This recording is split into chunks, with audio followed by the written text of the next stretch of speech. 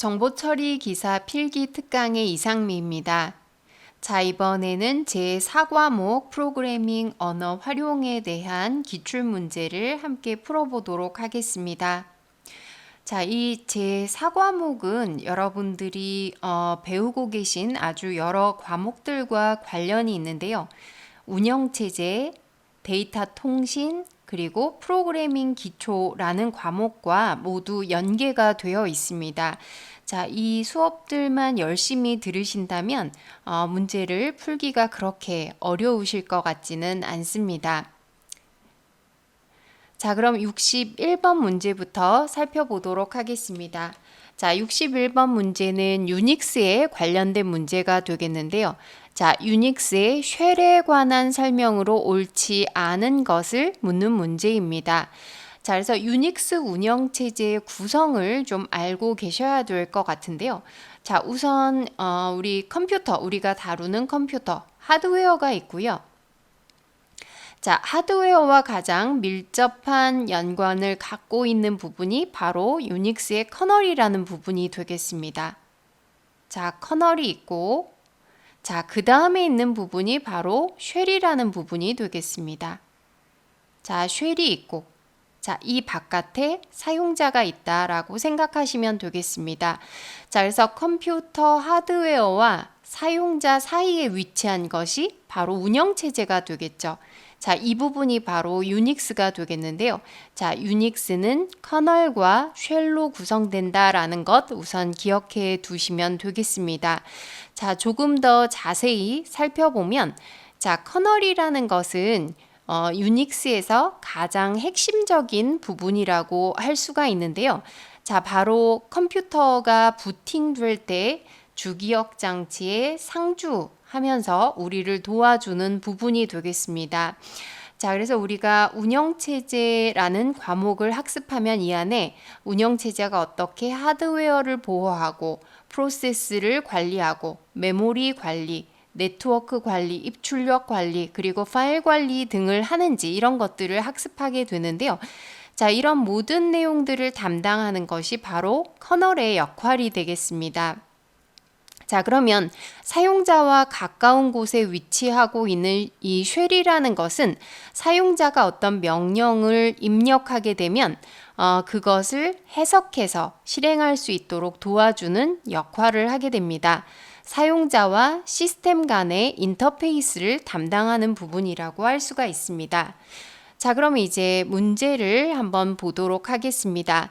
자, 쉘은 명령어 해석기이다. 자, 옳은 설명이 되겠죠.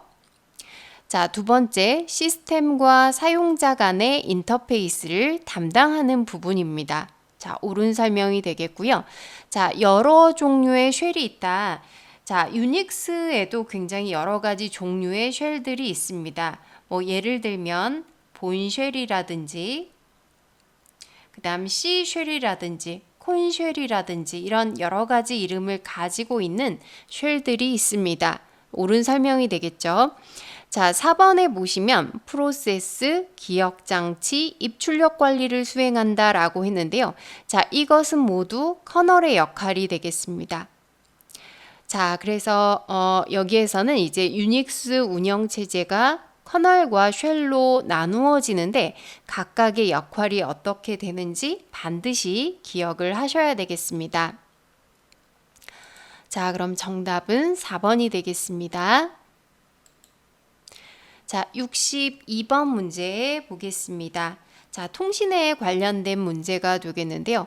자, TCP/IP 프로토콜 중 전송 계층 프로토콜을 묻는 문제입니다. 자, TCP/IP 프로토콜은 잘 알고 계실 텐데요. 자, 우리가 인터넷을 사용할 때 쓰게 되는 인터넷의 표준 프로토콜이 되겠죠. 그래서 인터넷으로 연결하려면 서로 다른 기종의 컴퓨터가 연결이 되어서 데이터를 주고받을 수가 있어야 되는데요. 이런 일을 할 수 있도록 해주는 인터넷의 표준 프로토콜이 바로 TCP/IP 프로토콜이 되겠습니다. 자, 그런데 이 TCP/IP라는 프로토콜은 한 가지의 프로토콜로 구성된 게 아니라 굉장히 많은 프로토콜들, 뭐 TCP라든지 IP, 그리고 UDP 이외에도 뭐 ICMP, ARP 등등 굉장히 많은 프로토콜들로 구성이 되어 있습니다. 자, 그런데 그 중에서 전송계층, 즉 전송계층이라는 것은 OSI 7레이어의 OSI 7계층에서 전송계층에 해당되는 프로토콜은 무엇인가 라는 그런 질문이 되겠습니다. 자, 그러면 OSI 7계층도 반드시 여러분들이 외우고 계셔야 되겠죠. 여기에서는 다시 상세하게 설명드리지는 못하지만 OSI 7계층의 이름, 그러니까 1계층부터 물리계층, 그 다음에 데이터 링크 계층, 네트워크 계층, 전송 계층, 세션 계층, 표현 계층, 응용 계층. 자, 7개의 계층을 반드시 외우고 계셔야 되겠고요. 자, 이 각각의 계층에 어떤 프로토콜들이 속하고 어떤 역할을 이 계층 안에서 하게 되는지를 꼭 알고 계셔야 됩니다. 자, 그럼 여기에서는 전송 계층에 포함되는 것은 TCP와 UDP라는 프로토콜입니다. 지금 여기 보기에는 UDP가 나와 있지 않고요. 자, UDP가 있다면 UDP도 답이 될 수가 있겠죠. TCP와 UDP 두 개의 프로토콜이 전송 계층에 포함되는 그런 프로토콜이 되겠습니다. 자, 뒤에 또 전송 계층에 관한 문제도 있기 때문에 전송 계층에 대해서는 더 자세하게 설명을 안 드리고 뒤에 문제에서 설명을 드리도록 하겠습니다. 자, 여기에서는 TCP라는 프로토콜에 대해서 조금 정리해 보도록 하겠습니다. 자, TCP 프로토콜 굉장히 중요하죠. 자, OSI 7레이어의 전송 계층에 해당된다라는 것 반드시 기억을 해 주셔야 되겠고요. 자, TCP 프로토콜은 신뢰성 있는 연결형 서비스를 제공한다라는 것 기억하셔야 되겠습니다. 반면에 IP 프로토콜 같은 경우에는 비연결형 서비스를 제공하게 되죠. 자, 연결형이라는 것은 뭐냐면 통신을 할 때 미리 링크를 설정하고 보내는 방식이라는 것입니다. 자, 예를 들면 우리가 전화를 하는 것도 연결형이라고 할 수 있죠. 미리 연결을 한 다음에 이제 전화 연결이 되면 우리가 보내는 데이터를 상대방이 모두 받을 수가 있는 것입니다. 자, 그런 개념과 같은 것을 연결형 서비스라고 얘기를 하는데요. 자, 연결형 서비스를 하게 되면 당연히 안전성과 신뢰성이 높아지겠죠. 자, 그래서 TCP는 신뢰성이 있다. 자, 그리고 연결형 서비스를 제공한다 라는 것 기억하시면 되겠고요. TCP는 스트림을 전송하는 기능을 제공하고 있습니다. 자, 그 외에도 패킷을 다중화하고 순서 제어라는 것은 전송하는 데이터를 순서대로 배치하는 그런 기능을 의미하겠죠. 자, 오류가 일어났을 때는 어떻게 할지, 또 흐름 제어 기능, 일정한 흐름의 양을 조절하면서 보내는 것이죠. 자, 이런 기능들을 가지고 있는 프로토콜이 바로 TCP 프로토콜이 되겠습니다. 자, 그러면 정답은 4번이 되겠습니다. 자, 63번 문제 보겠습니다. 자, 다음 문제는 C 언어에 관련된 문제가 되겠는데요. 자, 아마 대부분 C 언어는 조금씩 다들 사용을 하시기 때문에 별로 어렵지 않은 그런 문제일 거라는 생각이 듭니다. 자, C 언어에서 비트 논리 연산자에 해당하지 않는 것을 묻는 문제입니다. 자, 비트 단위로 연산을 하는 그런 연산자를 비트 연산자라고 얘기를 하는데요. 자, 논리 연산자, 즉 참 거짓으로 나오는 게 논리 연산자가 되겠죠. 자, 지금 4가지 연산자가 있습니다. 자, 이렇게 앰퍼샌드 기호를 사용하는 것은 AND의 의미가 되겠죠. 자, AND는 잘 아시는 것처럼 모든 비트가 참일 경우에만 참이 나오게 됩니다. 자, 그럼 예를 한번 들어보면 자, 1000이라는 데이터와 그 다음에 1010이 있습니다.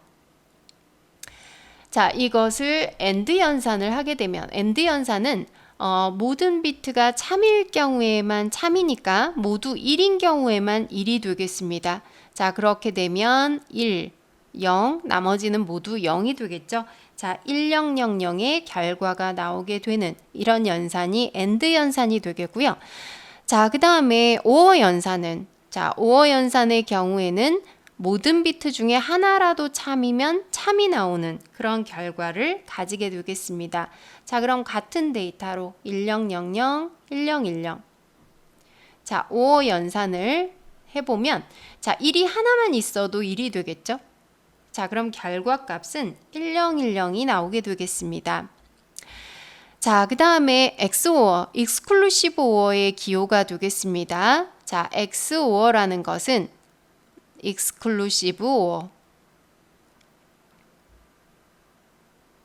즉 배타적인 OR다라는 그런 뜻을 가지고 있습니다. 즉 모든 비트가 서로 다를 경우에만 참이 되고 그렇지 않으면 거짓이 되는 그런 형태의 연산이 XOR 연산이 되겠죠. 자, 그럼 같은 것으로 한번 해보면, 자, XOR 연산입니다. 자, 서로 같으면 0이 되는 거죠. 서로 같으면 0, 다를 때만 1, 같으면 0이 되는 그런 형태가 XOR 연산이 되겠습니다.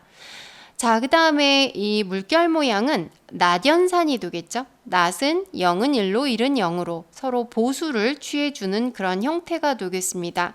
자, 단항 연산자가 되겠죠. 하나만 가지고 연산이 가능합니다. 자, 그럼 낫하고 1000. 자, 이럴 경우의 결과는 반대로 0111 이렇게 나오는 것이 낫 연산이 되겠습니다. 자, 그럼 이 문제에서는 그냥 단순히 비트 논리 연산자에 해당하지 않는 것을 묻고 있습니다. 자, 1번은 XOR 연산이 되겠고요. 자, 2번이 바로 없는 연산자가 되겠죠. 자, 3번은 AND 연산이 되겠고 4번 물결 모양은 낫 연산이 되겠습니다. 자, 그러면 정답은 2번이 되겠습니다. 자, 64번 문제입니다. 자, 결합도에 관한 문제가 되겠습니다. 자, 시스템에서 모듈 사이의 결합도, 커플링에 대한 설명으로 옳은 것을 묻는 문제입니다. 자, 여기에서는 이제 결합도와 응집도에 관한 내용들을 정리해 두실 필요가 있는데요. 응집도는 또 뒤쪽에 문제가 나오기 때문에 그때 뒤쪽에서 조금 더 자세하게 설명을 드리도록 하겠습니다. 자, 일단 결합도와 응집도를 이해하시기 위해서는 모듈이라는 것을 이해하셔야 되겠죠. 자, 모듈이라는 것은 이제 프로그램을 작성할 때 프로그램을 기능별로 분할해서 작성하는 것을 모듈이라고 얘기를 합니다. 자, 그럼 이 모듈을 어떻게 만들 것인가? 자, 그것을 생각하기 위해서 필요한 것이 바로 결합도라는 것과 응집도라는 것이 되겠는데요. 자, 결합도라는 것은 모듈과 모듈 간의 관련성이 되겠습니다. 즉, 첫 번째 모듈이 있고 두 번째 모듈이 있을 때, 자, 이 모듈과 모듈 사이의 관련성이 어느 정도인지 이것을 결합도로 측정을 하게 되는데요. 자, 그렇다면 결합도는 높을수록 품질이 좋을까요? 아니면 낮을수록 품질이 좋을까요? 자, 결합도는 낮을수록 품질이 좋습니다. 자, 이것은 사람과 사람 간의 관계에서도 이런 결합도를 적용해 볼 수가 있는데요. 자, 사람과 사람 간에 너무 제어를 한다든지, 좀 영역을 침범한다든지 그런 것은 별로 좋지 못한 인간 관계가 되겠죠. 서로 독립적인 관계가 좋다고 볼 수가 있습니다. 자, 모듈에서도 마찬가지로 모듈과 모듈은 서로 독립적일수록 더 좋은 그런 형태라고 볼 수가 있습니다. 자, 그래서 결합도라는 것은 모듈과 모듈 간의 관련성 정도다라는 거 기억하시고, 관련이 적을수록 결합도가 낮을수록 독립성이 좋아서 독립성이 높아서 좋은 결합이다라고 볼 수가 있습니다. 자, 그래서 이런 결합도의 의미를 묻는 문제가 여기 출제가 되었는데요. 자, 이것 이외에도 결합도의 종류와 그 결합도 정도를 또 반드시 기억을 하셔야 됩니다. 그래서 지금 보시면 자료 결합도부터, 자, 이 부분이 결합도가 가장 그 낮은 부분, 즉 다시 말하면 품질이 높은 부분이 되겠고요. 자, 올라갈수록 결합도가 높아지게 됩니다. 다음은 스탬프, 제어, 외부, 공통, 내용. 자, 이것의 순서를 기억하고 각각 어떤 의미인지를 알고 계셔야 됩니다. 자, 그래서 우선 간단히만 정리를 해보면 이렇습니다.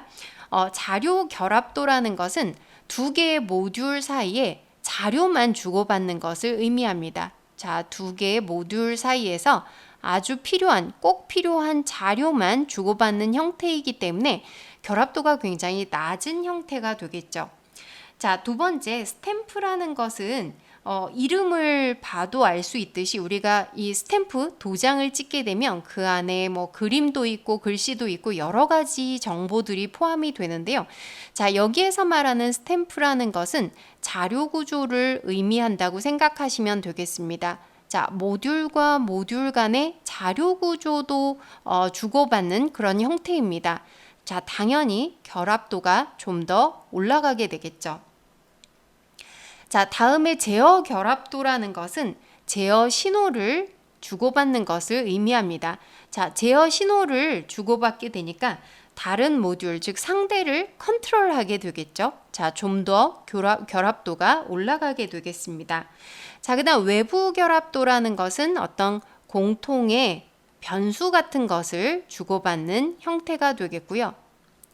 자, 공통 결합도라는 것은 자료 영역을 주고받는 그런 형태가 되겠습니다. 예를 들면 뭐 가족들끼리 공유하는 그 거실 같은 공간이 있죠. 거기에 있는 내 물건이 아닌 다른 사람 물건을 자유롭게 가져다 쓰는 것, 뭐 그런 형태라고 생각을 하시면 되겠습니다. 자, 그 다음에 내용 결합도라는 것은 뭐 내부 기능도 공유를 하고 내부 자료도 조회할 수 있도록 하는 기능이 되겠는데요. 예를 들면 고투문 같은 것을 사용해서 다른 모듈로 들어가서 사용할 수 있도록 하는 것, 그런 것이 내용 결합도라고 볼 수 있습니다. 이거는 이렇게 비유를 할 수 있을 것 같은데요. 그냥 다른 사람 방에 마음대로 들어가서 물건을 사용하는 그런 형태라고 볼 수가 있습니다. 자, 그래서 아래쪽에 왼쪽에 있는 것이 결합도가 낮고 품질이 좋은 형태가 되겠고요. 위로 올라갈수록 결합도가 높고 품질이 나쁜 형태다라는 것 기억을 해주시면 되겠습니다. 자, 그러면 이제 보기를 한번 살펴보도록 하겠습니다. 한 모듈 내에 있는 처리 요소들 사이의 기능적인 연관 정도를 나타낸다. 자, 한 모듈 내에 있는 이라고 했습니다. 자, 이것은 응집도에 대한 내용이 되겠습니다. 잘못된 설명이 되겠죠. 자, 결합도가 높으면 시스템 구현 및 유지 보수 작업이 쉽다. 결합도가 높으면 품질이 더 좋지 않다고 했습니다. 자, 더 어려워지겠죠? 잘못된 설명입니다. 자, 모듈 간의 결합도를 약하게 하면 모듈 독립성이 향상된다. 자, 이게 바로 옳은 설명이 되겠습니다. 자료 결합도는 내용 결합도보다 결합도가 높다. 자, 자료 결합도와 내용 결합도를 비교해 보시면 자료 결합도가 낮은 것을 알 수가 있습니다. 잘못된 설명이 되겠죠? 자, 그러면 정답은 3번이 되겠습니다. 자, 65번 문제 살펴보겠습니다.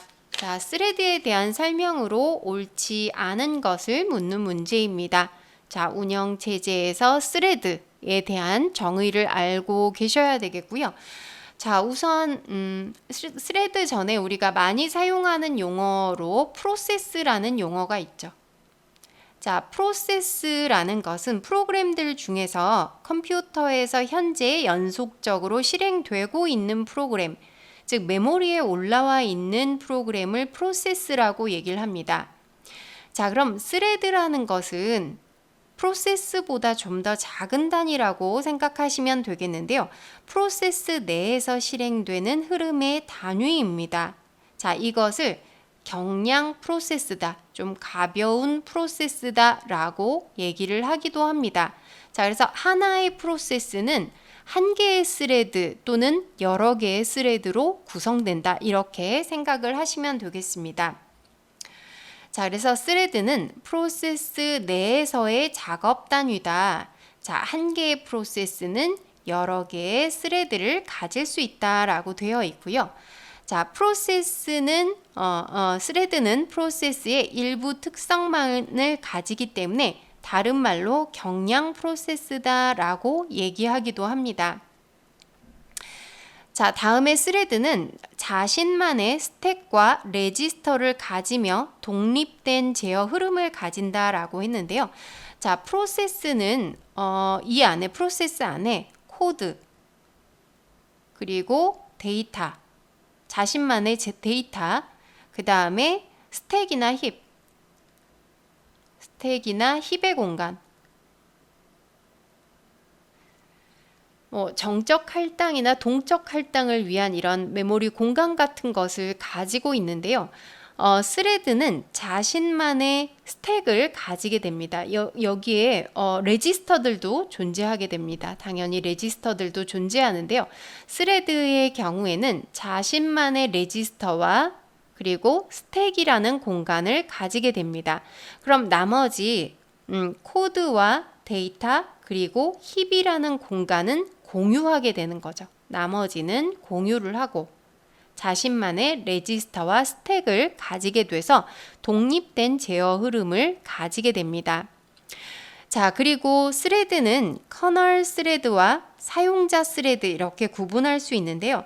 자, 커널 스레드라는 것은 이 스레드를 생성하고 스케줄링을 하는 주체가 커널인 경우에는 그것을 커널 스레드라고 얘기를 합니다. 자, 그래서 운영 체제에 의해서 스레드를 운용하는 것을 의미하고요. 자, 사용자 스레드의 경우에는 사용자가 만든 라이브러리를 사용해서 스레드를 운용하게 됩니다. 자, 그러면 이제 옳지 않은 것 한번 찾아보도록 하겠습니다. 자, 한 개의 프로세스는 여러 개의 스레드를 가질 수 없다. 자, 이게 바로 잘못된 내용이 되겠죠. 여러 개의 스레드를 가질 수가 있습니다. 자, 커널 스레드의 경우 운영체제에 의해서 스레드를 운용한다. 옳은 설명이죠.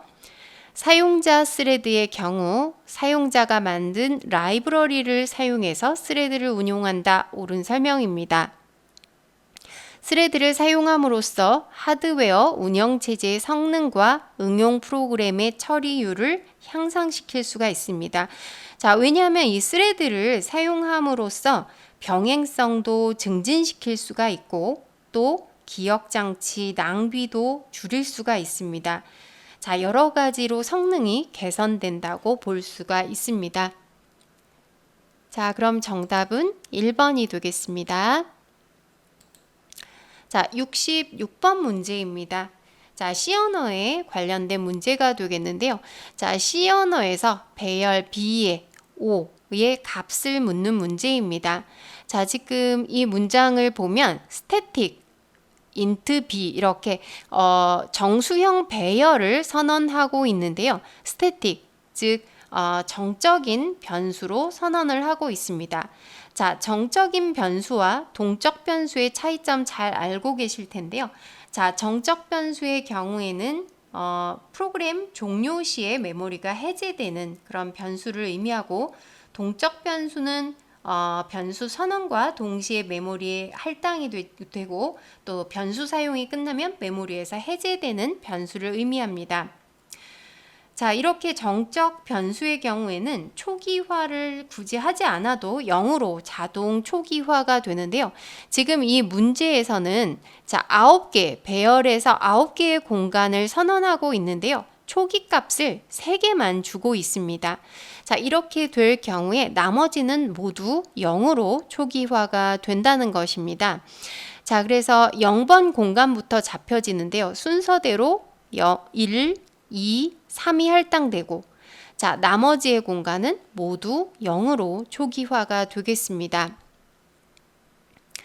자, 그러면 정답은 1번 0이 되겠습니다. 자, 67번 문제 보겠습니다. 자, 은행가 알고리즘, 뱅커스 알고리즘은 교착 상태의 해결 방법 중에 어떤 기법에 해당하는가? 자, 그러면 여기에서는 우선 교착 상태를 이해하고 계셔야 되겠고요. 교착 상태를 해결하는 방법이 또 4가지가 있습니다. 자, 그것을 이해하셔서 은행가 알고리즘이 어디에 포함되는지를 알고 계셔야 되겠습니다. 자, 우리가 이 교착 상태라는 것은 뉴스에서 굉장히 많이 듣는 그런 용어인데요. 교착 상태에 빠졌다. 자, 이런 말 많이 듣고 있습니다. 그리고 우리가 운전을 하거나 차를 타고 갈 때 거리에서 이렇게 교착 상태에 빠진 경우들 볼 수가 있는데요. 차들이 자, 이렇게 지금 이 공간의 경우에는 공유가 될 수가 없는 공간이 되겠죠. 한 번에 한쪽 방향으로만 가야 되는데, 자, 이 공간 안에 차들이 이렇게 몰리게 돼서 꼼짝달싹하지 못하는 그런 상태를 교착 상태라고 부르기도 합니다. 자, 운영체제에서의 교착 상태를 한번 그림으로 그려보면, 자, 프로세스들은 자원을 점유하고 어떤 일들을 하게 되죠. 그래서 프로세스 A가 있고 프로세스 B가 있습니다. 자원 1이 있고 자원 2가 있는 상태입니다. 자, 만약에 자원 1이 프로세스 A에게 할당이 되었습니다. 그러니까 프로세스 A는 1이라는 자원을 할당받아서 일을 하는데요. 자, 그런데 또 자원 2는 프로세스 B에게 할당이 되었습니다. 자, 그런데 프로세스 A는 자원 1을 할당받은 상태에서 자원 2를 요구하는 것이죠. 자, 그리고 반대로 프로세스 B는 자원 2를 할당받은 상태에서 또 자원 1을 요구하는 것이죠. 자, 이렇게 되면 프로세스가 진행되지 못하고 꼼짝달싹하지 못하는 상태가 되겠는데요.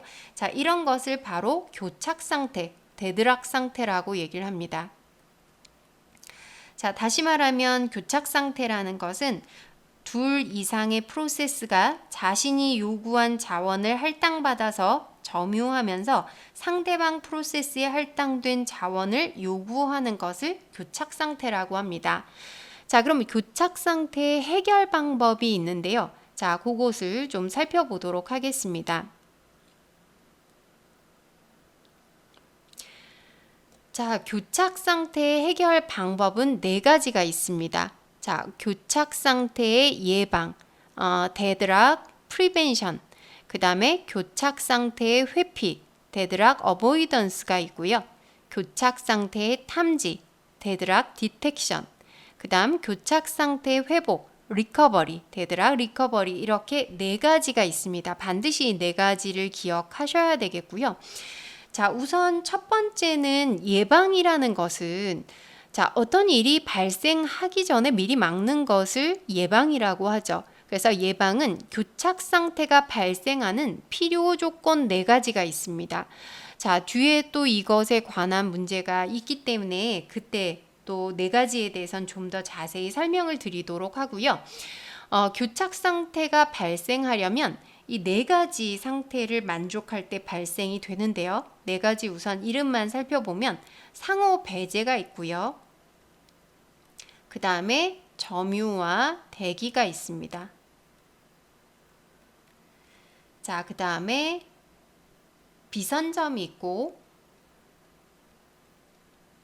환영 대기가 있습니다. 자, 이렇게 4가지 조건을 만족하게 되면 교착 상태가 발생하는데요. 자, 그럼 이 조건들 중 하나만 일어나지 않아도 교착 상태는 발생하지 않는다는 것입니다. 자, 그래서 이 4가지 중 하나를 부정하면 교착 상태를 예방할 수 있다는 것이죠.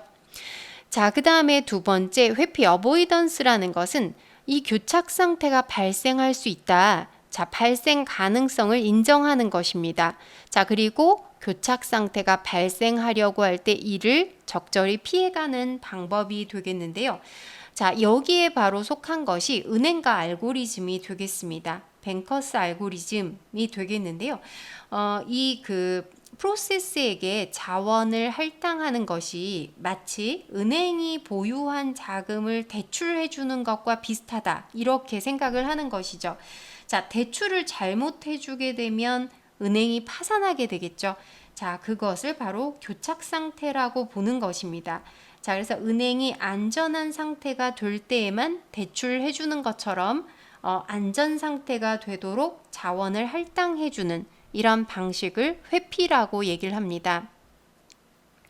자, 다음 탐지는 디텍션이라고 얘기를 하는데요. 자, 이건 교착 상태에 관련된 프로세스와 자원을 발견해서 교착 상태를 제거하는 것입니다. 자, 어떻게 발견을 하냐면 방법은 자원 할당 그래프라는 것을 그리게 되는데요.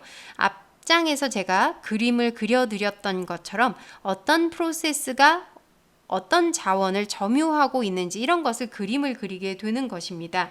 그래서 자원 할당 상태를 그림으로 그렸을 때 환영 상태, 즉 사이클, 한 방향으로 돌아가는 이런 사이클이 존재하게 되면 바로 교착 상태가 발생한다는 것이죠. 자, 그래서 이럴 때는 일부 간선을 제거를 하면서 교착 상태가 일어나지 않도록 만들어주는 것입니다. 자, 마지막에 교착 상태의 회복이라는 것은 어떤 사건이 발생한 이후를 말하는 것이죠. 자, 이미 교착 상태가 발생을 한 것입니다. 자, 이럴 때 아예 한 개 이상의 프로세스를 중지시키거나 교착 상태의 프로세스로부터 자원을 선점하는 것입니다. 자, 우리가 이 프로그램을 사용하다 보면 이 컴퓨터가 움직이지 않는 이런 경우들이 있죠. 그럴 때는 작업 관리자 창을 열어서 강제로 프로세스를 중지시키는 방법을 사용하기도 하죠. 그런 것들을 교착 상태 회복이라고 생각을 하실 수가 있습니다. 자, 그러면 한번 문제를 살펴보도록 하겠습니다. 자, 앞서 은행가 알고리즘은 어디에 속했었나요? 첫 번째 어보이던스라는 것이 회피가 되겠죠. 자, 그 다음에 디텍션이라는 것은 탐지가 되겠고요. 세 번째 프리벤션은 예방이 되겠습니다. 그 다음에 네 번째 리커버리가 회복이 되겠죠. 자, 그럼 여기에서 뱅커스 알고리즘은 첫 번째 어보이던스에 포함이 된다는 거 기억을 해주시면 되겠습니다.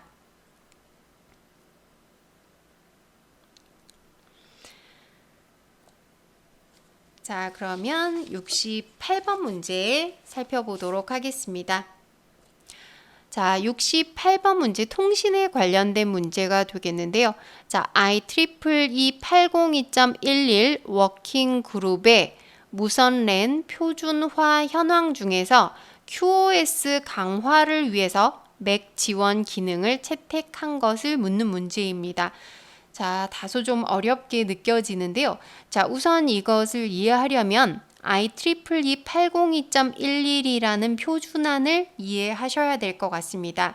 자, 그래서 예전에는 우리가 전부 유선으로 연결된 랜을 사용을 했었는데요. 자, 이 유선 랜은 사용이 굉장히 여러 가지로 불편했죠. 그래서 이제 그 뒤에 나온 기술이 무선 랜, 즉 와이파이, 우리가 굉장히 많이 사용하고 있는 와이파이가 되겠는데요. 바로 이 와이파이라고 불리는 무선 근거리 통신망을 위한 컴퓨터 무선 네트워크에 사용되는 기술, 즉 와이파이에 대한 표준 기술을 IEEE라는 그룹에서 정했는데요. 자, 그 이름이 바로 802.11이 되겠습니다. 자, 그래서 이것은 이 뒤에 보시면 이렇게 영문 알파벳이 붙는데요. 이런 굉장히 많은 표준안들이 이제 발전이 되면서 나오게 되었습니다. 자, 그런데 이 중에서도 802.112라는 것은 802.11의 표준에 향상된 추가 개정판입니다. 자, 무선 랜에서의 QoS 기능을 지원한다라고 되어 있는데요. QoS라는 것은 Quality of Service, 그러니까 서비스 품질을 의미합니다. 자, 서비스 품질을 의미하는데요. 맨 처음에 이 와이파이가 나왔을 때는 정말 품질 저하가 굉장히 심했죠. 자주 끊기기도 했었고요. 자, 그런데 이것을 서비스 품질을 향상시키기 위해서 맥이라는 프로토콜을 지원하는 그런 기능을 채택한 것이 바로 IEEE 802.112라는 표준안이 되겠습니다. 자, 그래서 여기에서는 IEEE 802.11은 무엇인가? 자, 그리고 2가 붙게 되면 어떤 기능이 향상되었는가 정도를 기억해 주시면 되겠습니다. 정답은 4번이 되겠습니다. 자, 69번 문제 보겠습니다. 자, TCP/IP 네트워크에서 IP 주소를 맥 주소로 변환하는 프로토콜을 묻는 문제입니다. 자, 프로토콜의 기능을 알고 계시다면 비교적 쉬운 그런 문제가 되겠는데요. 자, IP 주소, 우리가 인터넷을 사용하기 위해서 필수적으로 필요한 것이 IP 주소가 되겠죠. 자, 이 IP 주소를 맥 주소, 자, 맥 주소라는 것은 물리적인 네트워크 주소가 되겠는데요. 즉, 랜카드, 우리가 인터넷 하기 위해서 사용하는 랜카드의 물리적 주소가 바로 맥 주소가 되겠습니다. 자, 그래서 IP 주소를 맥 주소로 바꿔주는 프로토콜이 바로 ARP라는 프로토콜이 되겠고요. 자, 이것과 반대의 역할을 하는, 즉 반대로 물리적 주소를 IP 주소로 바꿔주는 프로토콜은 RARP라는 프로토콜이 되겠습니다. 자, 그래서 두 가지 모두를 기억하실 필요가 있겠습니다. 자, 그럼 정답은 2번이 되겠습니다. 자, 70번 문제 보겠습니다. 자, 운영체제에 관련된 문제가 되겠는데요. 자, HRN 스케줄링 방식에 대한 설명으로 옳지 않은 것을 묻는 문제입니다.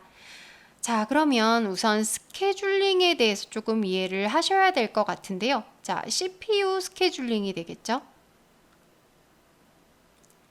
자, CPU 스케줄링이라는 것은 우리가 다중 프로그래밍 시스템을 사용하게 되는데요. 자, 어떤 프로세스를 먼저 실행을 할지 이것을 운영체제가 결정해 주게 됩니다. 자, 그것을 바로 스케줄링이다 라고 얘기를 하는데요. 스케줄링은 크게 비선점 스케줄링 방식과 선점형 스케줄링 방식이 있습니다.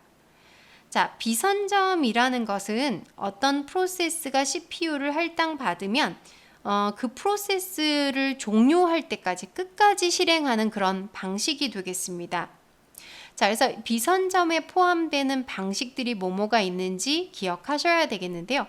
자, 우선 FIFO 방식, SJF 방식, 그 다음에 우선순위 방식이 있고, 자, 그리고 여기에 나온 HRN이라는 방식도 바로 비선점 방식이 되겠습니다. 자, 선점 방식은 우리가 선점이라는 말은 먼저 뺏을 수 있는 것을 의미하죠. 그래서 어떤 프로세스가 실행되고 있는 중에 우선순위가 더 높은 프로세스가 들어오면 이것을 프로세스를 중지할 수 있다는 것입니다. 자, 그럼 여기에 속하는 것은 라운드 로빈, 굉장히 중요한 방식이죠. 그 다음에 SRT 방식, 그 다음에 Q를 사용하는 MLQ나 MFQ 방식 같은 것들이 있습니다. 자, 그래서 비선점 방식에는 무엇이 있고 선점 방식에는 무엇이 있는지 우선 기억해 주셔야 됩니다. 자, 그럼 여기에 나온 HRN이라는 방식은 긴 작업과 짧은 작업 간의 처리 방식에 대한 문제점을 해결하는 스케줄링이다 라고 했는데요. 자, 비선점 방식의 FIFO라는 것은 그냥 먼저 들어온 것을 먼저 실행시키는 그런 방식이 되겠습니다. 자, 그런데 두 번째 있는 SJF라는 것은 좀 실행이 빨리 되는 것을, 즉 프로세스가 좀 짧은 것을 먼저 실행하는 그런 방식이 되겠는데요. 자, 그럼 SJF로 실행하게 되면 실행 시간이 짧은 것들 우선적으로 처리하다 보면 실행 시간이 긴 것들은 계속해서 기다리게 되겠죠. 계속 기다리다가 결국 실행되지 못할 수 있는 그런 상태에 빠질 수 있는데 그것을 기아 상태다라고 얘기를 합니다. 자, 그럼 이 HRN이라는 것은 SJF의 단점을 해결할 수 있는 방식이 되겠는데요. 에이징 기법이라는 것을 주게 됩니다. 그래서 에이징 기법이라는 것은 오랫동안 기다린 프로세스에서 상대적으로 우선순위를 높여주는 방식이 되겠는데요. 자, 우선순위를 계산하는 공식도 기억하실 필요가 있습니다. 대기 시간 더하기 실행 시간. 한 값을 나누기 실행 시간 해주면 됩니다. 자, 그래서 대기 시간이 높아지게 되면 우선순위도 계속 높아지게 되겠죠. 자, 그래서 우선순위가 높은 값을 먼저 실행하게 되는 것입니다. 자, 그럼 문제를 좀 살펴보겠습니다. 대기 시간이 긴 프로세스일 경우에 우선순위가 높아진다. 자, 대기 시간이 길면 우선순위가 높아지겠죠. SJF를 보완한 방식이다. 옳은 설명이 되겠고요. 긴 작업과 짧은 작업 간의 지나친 불평등을 해소할 수 있다. 자, 옳은 설명이 되겠죠. 긴 작업들에 대해서 우선순위를 높여주는 방식입니다. 자, 마지막에 우선순위를 계산해서 수치가 낮은 것부터 높은 순으로 우선순위가 부여된다. 대기 시간이 올라가면 우선순위도 올라가게 되어 있습니다. 자, 그러니까 4번이 잘못된 설명이 되겠습니다. 정답은 4번입니다. 71번 문제 보겠습니다. 교착 상태 발생의 필요 충분 조건이 아닌 것을 묻는 문제입니다. 자, 앞서 교착 상태의 설명을 드렸고요. 교착 상태가 발생하려면 이 네 가지 상호 배제, 점유화 대기, 비선점, 환영 대기 네 가지가 모두 네 가지의 조건을 모두 충족해야 교착 상태가 발생하게 됩니다. 자, 그럼 각각 어떤 의미인지 간단히 살펴보도록 하겠습니다. 자, 우선 상호 배제라는 것은 한 번에 한 개의 프로세스만이 공유 자원을 사용할 수 있어야 된다. 자, 이게 상호 배제가 되겠는데요. 한 번에 여러 개의 프로세스가 공유 자원을 사용할 수 있다면 교착 상태는 발생하지 않겠죠. 자, 그 다음에 점유화 대기라는 것은 앞서 제가 그림 보여드린 것처럼 하나를 점유하고 있으면서 다른 프로세스에게 할당되어 있는 자원을 추가로 점유하기 위해서 기다리는 상태입니다. 점유와 대기 상태가 되겠고요. 자, 비선점이라는 것은 강제로 뺏을 수 없는 것이죠. 어떤 프로세스에게 자원이 할당되면 그 프로세스가 끝날 때까지 자원을 뺏을 수가 없는 것을 비선점이라고 합니다. 자, 그 다음에 환영 대기 조건이라는 것은 앞서 설명드렸던 것처럼 자원을 이렇게 할당해준 그래프를 그렸을 때, 자, 이게 한 방향으로 사이클이 형성되면 교착 상태가 발생할 가능성이 있다는 것이죠. 자, 그래서 이 네 가지의 조건을 모두 만족하는 경우에 교착 상태가 발생한다라는 것 기억을 해주시면 되겠고요. 자, 그럼 필요 충분 조건이 아닌 것은 4번의 선점이 되겠죠. 자, 선점이라는 것은 만약에 선점이 된다면 자원이 할당됐을 때 그것을 뺏을 수가 있다는 것이죠. 그렇게 되면 교착 상태는 발생하지 않습니다. 자, 그러면 정답은 4번이 되겠습니다.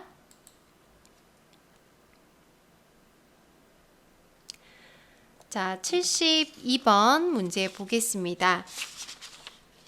자, 다음에 페이지 참조열에 대해서 페이지 교체 기법으로 선입 선출 알고리즘을 사용할 경우 페이지 부재 횟수를 묻는 문제입니다. 자, 이것은 메모리의 어떤 그 교체 전략을 의미하는 것이죠. 교체 전략이라는 것은 자, 무엇을 교체할까? 자, 무엇을 교체할까? 라는 전략이 되겠습니다. 자, 주기억 장치는 아시다시피 용량이 굉장히 작고 한정되어 있죠. 자, 그럼 이 메모리에 내용이 꽉 차 있을 때 무엇부터 내쫓을까? 자, 이게 바로 교체 전략이 되겠고요. 자, 교체 전략에는 OPT, P4, LRU, LFU, 그리고 NUR 자, 이런 방식 등이 있습니다. 자, 각각 어떤 특징을 가지고 있는지 반드시 알고 계셔야 됩니다. 자, 그럼 이 문제에서는 선입선출 알고리즘을 사용한다고 했는데요. 선입선출 알고리즘이 바로 피포 알고리즘이 되겠습니다. 자, 피포 알고리즘을 사용할 때 페이지 부재의 횟수, 페이지 부재라는 것은 어떤 페이지를 참조하고자 할 때 메모리에 원하는 페이지가 없는 것을 페이지 폴트라고 얘기합니다. 자, 이것과 반대는 히트가 되겠습니다. 원하는 내용이 들어 있어서 참조할 수 있는 것을 히트라고 하는 것이죠. 자, 그럼 여기에서 할당된 페이지 프레임 수는 3이다. 자, 한 번에 3개의 페이지가 올라갈 수 있다는 것이고요. 처음에는 모든 프레임이 비어 있습니다. 자, 이렇게 페이지를 참조할 때 페이지 폴트가 몇 번 발생할지를 묻는 것입니다. 자, 그럼 제가 이것을 그림으로 한번 그려봤는데요. 자, 피포라는 것은 first in, first out, 그러니까 가장 오랫동안 메모리에 상주하고 있는 페이지를 교체하는 그런 알고리즘이 되겠고요. 자, 가장 간단한 방식입니다. 그리고 딱히 최적화의 의미는 가지고 있지 않은 방식이 되겠죠. 자, 맨 처음에 7페이지를 참조하려고 합니다. 앞서 빈 상태에서 시작한다고 했으니까 7페이지를 적재하면 되겠고, 이때 페이지 폴트가 되겠죠. 자, 그 다음에 0페이지를 참조하려고 할 때 두 번째 페이지에 넣어주면 되겠고요. 다음 페이지 폴트가 또 발생하겠죠.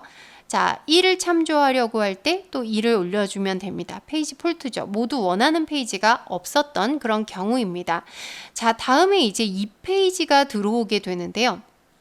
자, 2페이지는 들어있지 않습니다. 그럼 가장 오래전에 들어왔던 7페이지를 제거하고 2페이지를 적재하게 됩니다. 역시 페이지 폴트가 되겠고요. 다음은 0페이지를 참조하려고 하는데 0페이지는 들어있습니다. 자, 이게 바로 히트의 경우가 되겠죠. 자, 다음 3페이지를 참조하려고 합니다. 3페이지를 참조하려고 하는데 3페이지는 없습니다. 자, 그러면 가장 오랫동안 들어있었던 게 0페이지가 되겠죠. 자, 3페이지를 올려놓고 페이지 폴트가 되겠죠. 자, 다시 0페이지를 참조하려고 하는데 방금 전에 0페이지를 교체를 했죠. 자, 그러면 이 중에서 가장 오래된 것은 1페이지가 되겠죠. 자, 이것을 교체하는 것입니다. 자, 이런 식으로 뒤에까지 제가 하나하나 다 설명드릴 필요는 없을 것 같고요. 여러분들도 이렇게 그림을 그려놓고 페이지 폴트의 횟수를 측정을 해주시면 되겠습니다. 자, 그럼 전체 페이지 폴트의 횟수는 여기에서 4번, 자, 그 다음 여기에서 6번, 10번이 되겠죠? 그 다음에 2번, 2번 해서 모두 14번이 되겠습니다. 자, 그럼 정답은 2번 14번이 되겠습니다. 자, 73번 문제도 간단한 문제가 되겠는데요. C 언어에서 사용할 수 없는 변수명을 묻는 문제입니다. 자, 변수의 이름은 알파벳 그리고 숫자 언더바로 구성이 되고요. 대소문자를 구분하게 됩니다.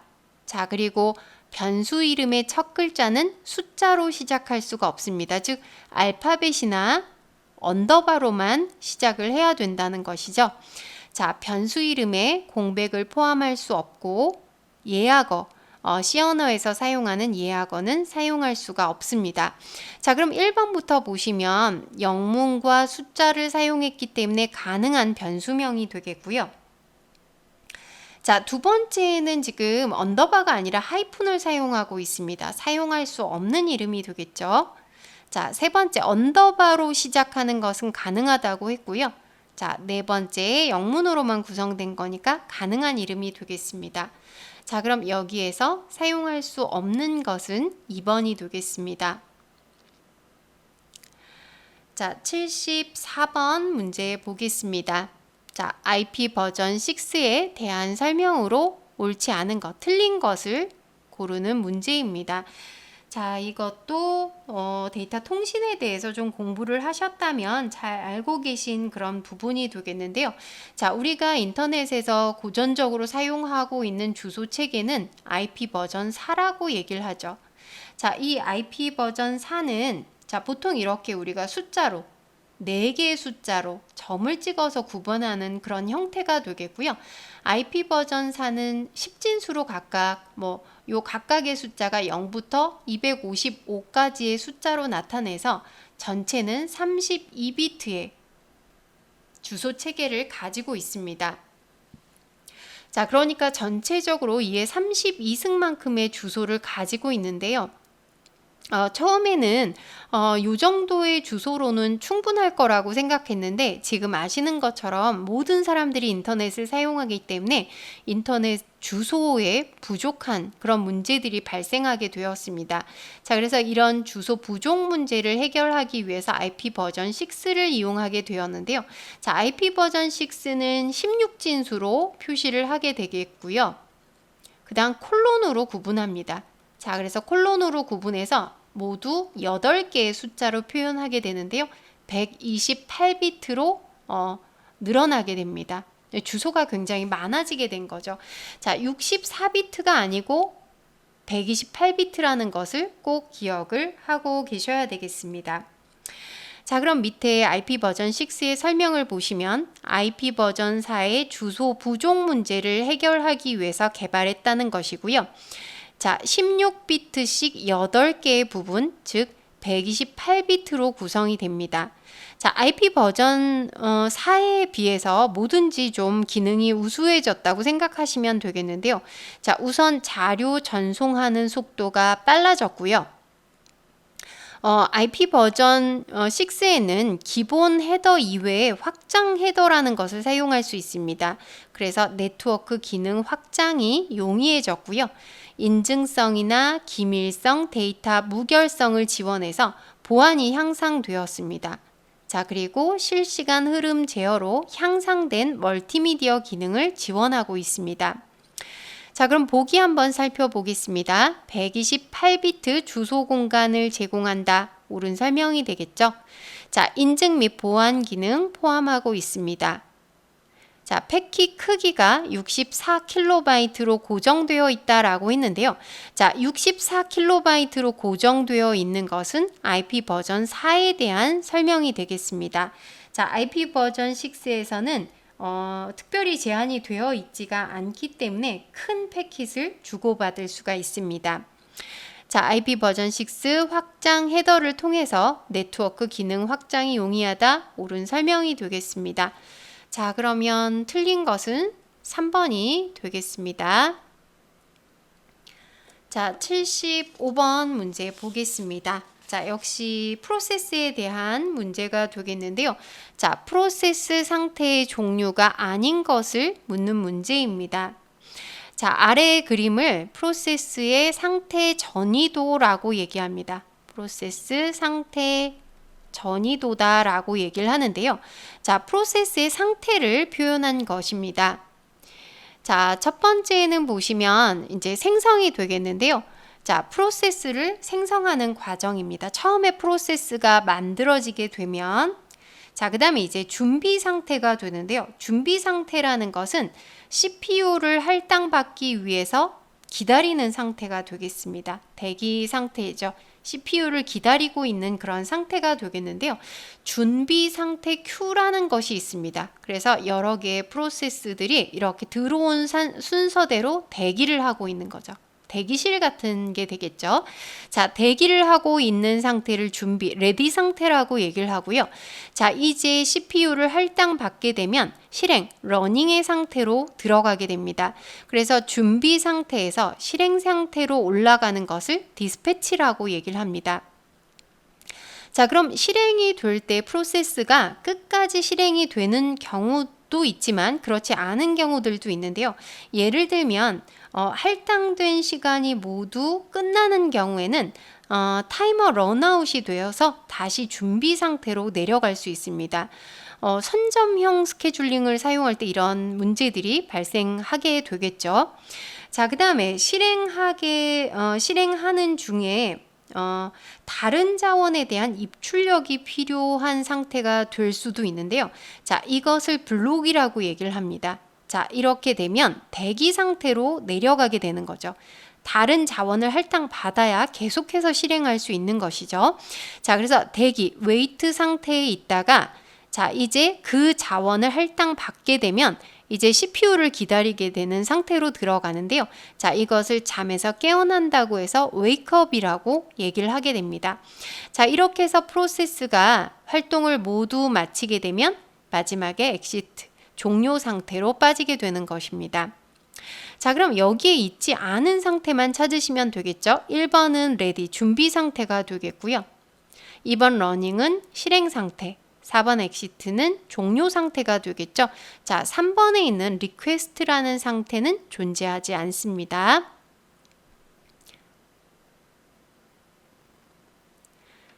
자, 76번 문제 보겠습니다. 자, 앞에서 봤던 IP 버전 6에 대한 문제가 되겠는데요. 주소 체계로 거리가 먼 것을 찾는 문제입니다. 자, IP6의 주소 체계는 세 가지로 구분되는데요. 유니캐스트, 멀티캐스트, 그리고 애니캐스트입니다. 자, 유니캐스트라는 것은 1대1 통신을 의미합니다. 자, 한 사람이 특정 수신자에게만 패킷을 전송하는 방식이 되겠고요. 자, 두 번째 멀티캐스트라는 것은 1대 다의 통신이 되겠습니다. 자, 한 사람이 여러 명의 수신자에게 동시에 전송하는 방식이 되겠습니다.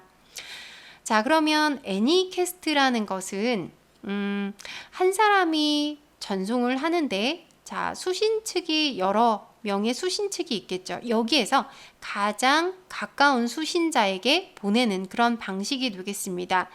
자, 즉 수신 가능한 노드 중에서 하나를 임의로 선택해서 전송하는 방식을 애니캐스트라고 얘기를 하는 것이죠. 자, 그래서 여기에 보시면 1번에 유니캐스트, 2번에 애니캐스트, 4번에 멀티캐스트 모두 포함되는데요. 3번의 브로드캐스트는 IP 버전 4에 포함되는 주소 체계입니다. 자, IP 버전 4에서는 유니캐스트, 멀티캐스트, 브로드캐스트 그렇게 구성이 되는데요. 브로드캐스트라는 것은 방송이라고 볼 수 있죠. 불특정 다수의 집단에게 보내는 것을 브로드캐스트다라고 얘기를 하고 이것은 IP 버전 6에는 존재하지 않는 주소 체계가 되겠습니다. 정답은 3번이 되겠습니다. 자, 77번 문제 보겠습니다. 자, 앞서 우리가 결합도에 대한 문제를 살펴봤는데요. 자, 요것은 응집도에 관련된 문제입니다. 자, 응집도라는 것은 한 모듈을 이루고 있는 각 요소들이 공통적인 목적 달성을 위해서 어느 정도 관련성이 있는가. 즉, 이것은 하나의 모듈 안에서 얼마나 관련성이 높은가. 자, 이것을 응집도라고 얘기를 하는 것이죠. 자, 가장 좋은 응집도는 하나의 모듈이 단일 기능을 갖도록 설계되는 그런 방식이 되겠습니다. 자, 그래서 응집도의 경우에는 결합도와 반대로 응집도가 높을수록 필요한 요소들로 구성이 되어 있다고 볼 수가 있는데요. 자, 지금 보시면 우연적 응집도가 가장 응집도가 낮고 즉 품질이 나쁜 상태가 되겠고요. 순서대로 논리적, 시간적, 절차적, 통신적, 순차적, 기능적 자, 이렇게 구성이 되겠습니다. 자, 이것도 순서대로 기억하실 필요가 있겠고요. 자, 우선 기능적 응집도라는 것은 한 모듈이 그냥 하나의 기능만으로 구성된 것입니다. 하나의 기능만으로 구성됐기 때문에 가장 좋은 형태가 되겠고요. 순차적인 응집도라는 것은 하나의 모듈 안에 입력과 출력이 들어있는 것이죠. 자, 입력과 출력. 서로 다른 성질이 되니까 입력 모듈, 출력 모듈 원래 이렇게 되어야 하는데 자, 이것을 하나로 모아둔 것이 순차적인 응집도가 되겠습니다. 자, 그 다음 통신적 응집도라는 것은 동일한 입력을 갖는 출력들을 모아둔 것이죠. 자, 이 출력들은 서로 관련은 없지만 같은 입력을 사용했다는 이유로 모아지게 된 것입니다. 자, 그 다음 절차적 응집도라는 것은 순서에 따라 수행되는 것, 뭐 요소 1이 있고 그 다음 요소 2가 있고 요소 3이 있다. 자, 이런 순서대로 모아둔 것을 절차적인 응집도라고 얘기를 하고요. 그 다음에 시간적 응집도라는 것은 별로 연관성은 없지만 시간에 의해서 연결되는 것입니다. 동시간대에 일어나는 일들을 모아둔 거죠. 예를 들면 우리가 아침에 일어나서 등교할 때까지 짧은 시간 안에 일어나고 양치하고 식사하고 등교하고 이게 굉장히 짧은 동시간대에 이루어지게 되죠. 자, 이렇게 모아둔 것을 시간적 응집도라고 할 수가 있습니다. 자, 그 다음 논리적 응집도라는 것은 그냥 유사한 성격의 작업을 묶는 것이고요. 자, 우연적 응집도라는 것은 정말 우연히 모여진 거죠. 아무 연관성이 없는 것끼리 모아진 것을 의미하는 것입니다. 자, 그럼 이 중에서 응집도가 가장 낮은 것은 우연적 응집도가 되겠죠? 자, 정답은 4번입니다. 자, 78번 문제 보겠습니다. 자, 자바의 접근 제한자. 자, 자바의 기초적인 내용들을 알고 계시다면 금방 푸실 수 있는 그런 문제가 되겠는데요. 자, 접근 제한자에 관련된 문제입니다. 접근 제한자라는 것은 클래스 내에서 멤버의 접근을 제한하는 역할을 의미하죠. 자, 우선 퍼블릭이 있습니다. 모든 접근을 허용하는 방식이 되겠고요. 자, 프로텍티드라는 것은 같은 패키지, 동일 패키지와 하위 클래스, 그러니까 상속받은 클래스를 의미하죠. 접근을 허용하는 것입니다. 자, 디폴트는 기본 제한자가 되겠는데요. 동일 패키지 내에서 접근을 허용하는 방식입니다. 자, 그리고 프라이빗은 현재 객체 내에서, 즉 외부에서 접근을 아예 할 수 없도록 만든 접근 제한자가 되겠습니다. 자, 그러면 여기에서 접근 제한자가 아닌 것은 3번 패키지가 되겠습니다. 자, 79번 문제도 비교적 간단한 문제인데요. 스크립트 언어가 아닌 것을 고르는 문제입니다. 자, 보통 이 스크립트라는 언어는 뭐 요즘에 뭐 자바스크립트라든지 이런 것 많이 사용을 하실 텐데요. 다른 응용 프로그램에 삽입돼서 동작하는 프로그래밍 언어를 의미합니다. 뭐 예를 들면 웹페이지에 포함된다든지 뭐 엑셀에 포함된다든지 하는 것을 원래 의미하는 그런 언어가 되겠고요. 자, 스크립트 언어는 기계어로 컴파일을 하지 않습니다. 자, 별도의 번역기가 소스를 분석해서 동작하게 하는 언어가 되겠는데요. 즉, 컴파일러를 사용하지 않고 대부분 인터프리터 방식을 사용하는 방식이 되겠습니다. 잘 아시겠지만 인터프리터 방식을 사용하게 되면 바로바로 확인할 수 있기 때문에 굉장히 쉽고 빠르게 작성할 수 있습니다. 자, 여기에 포함되는 것은 대표적으로 자바스크립트가 있죠. 이외에 PHP, ASP, JSP, 베이직은 비주얼 베이직 스크립트를 의미하죠. 그 우리 엑셀 안에 포함되어 있는 것 그거 생각하시면 되겠고요. 파이썬도 스크립트 이건 조금 논란도 있기도 하지만 스크립트 언어에 원래는 포함이 됩니다. 자, 그럼 여기에서 스크립트 언어가 아닌 것은 2번 코볼이 되겠죠. 코볼은 대표적인 컴파일러 언어가 되겠습니다.